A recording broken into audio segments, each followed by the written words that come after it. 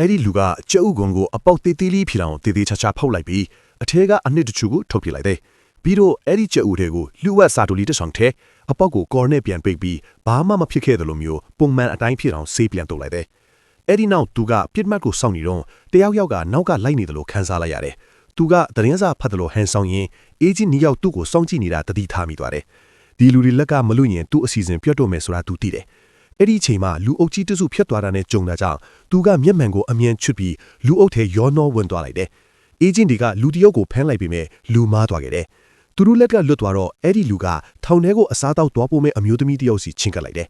ထိုအမျိုးသမီးကအံ့ဩသွားပြီးမဲ့သူကကျွန်တော်ကအခဲအမဲ့ငိမ့်ဆယ်တဲ့ကခမည်းအမျိုးသားရဲ့တငယ်ချင်းပါသူ့ကိုကဲဖို့ကြိုးစားနေတာလို့တိုးတိုးလေးပြောလိုက်တယ်ကြက်ဥကိုထည့်ပေးဖို့တောင်းဆိုတဲ့အခါအမျိုးသမီးကသူကကြက်ဥမစားဘူးလို့ညင်းပေမဲ့ဒီကြက်ဥရှိမှကဲလို့ရမှာလို့သူကအတင်းတိုက်တွန်းလာကြောင်းနောက်ဆုံးတော့အမျိုးသမီးကသဘောတူပြီးယူသွားပေးလိုက်တယ်ထောင်ထဲကဂျက်ကကြက်ဥကိုမြင်ချင်းဒေါသထွက်သွားတယ်သူ့မိမဘာလို့ဒါကိုထည့်ပေးလိုက်တာလဲဆိုလားသူနားမလဲဘူးဒါပေမဲ့ဂျက်ကထက်မြက်တဲ့ဗီဇအရာတခုခုထူးခြားနေမှန်းတီးလိုက်ပြီးငါကြက်ဥစားခြင်းတယ်လို့ပြောကခွန်ကိုသွေးသေးချာချာခွာလိုက်တယ်အထဲမှာတော့နေရန်ကိုခောက်ပြီးနေရရှာပါဆိုတဲ့စာတိုလီကိုတွေ့လိုက်ရတယ်ဘေးကလူကစာကိုမြင်သွားလို့ဂျက်ကအမြန်ပဲစာရောကြက်ဥရောကိုဝါမျိုးလိုက်ပြီးတက်တေဖြောက်လိုက်တယ်ပြီးတော့ဖိနက်နဲ့နေရန်ကိုစီးချက်မှန်မှန်ခောက်ပြီးအချက်ပေးတော့တယ်အပြင်ကသူ့အဖွဲထားတွေကလည်းမြေအောက်ရေမြောင်းလဲကနေနားချက်နဲ့နားဆွင့်နေကြတာတနာလီလောက်အကြာမှအတန်ကြားသွားပြီးမော်စကိုနဲ့နေရအတီးပြုတ်လိုက်ကြတယ်နောက်ဆုံးမှာတော့နေရန်ကိုမိုင်းခွဲကြီးဂျက်ကိုအောင်မြင်စွာကယ်ထုတ်နိုင်ခဲ့ပါတော့တယ်